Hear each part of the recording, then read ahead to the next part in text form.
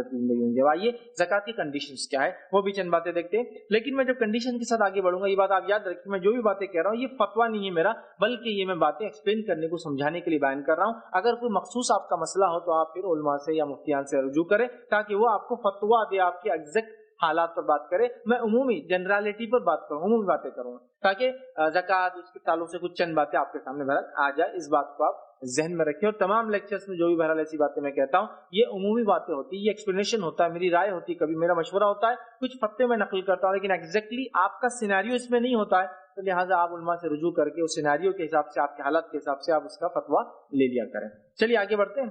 ज़कात की कंडीशन क्या है? हर आजाद गुलाम पे ज़कात नहीं, हर आजाद, ठीक है, मालदार मतलब पैसे वाला भी हो, मतलब साहिब निसाब, हर आजाद मालदार साहिब निसाब, मुसलमान, ठीक है, मुसलमान भी हो, गैर मुस्लिम भी नहीं, मुसलमान, मर्द, औरत, बालिग और बच्चा, आकिल और गैर आकिल, सब पर ज़कात वाजिब है, फर्ज है, ठीक है।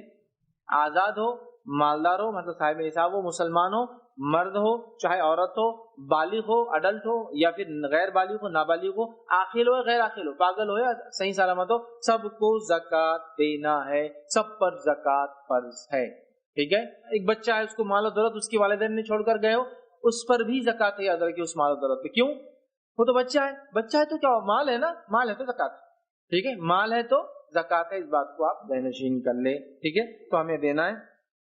दीन की बात फैलाना सदक़े जारिया है। सवाब की नीयत से वीडियो को शेयर जरूर कीजिए। जज़ाकल्लाह।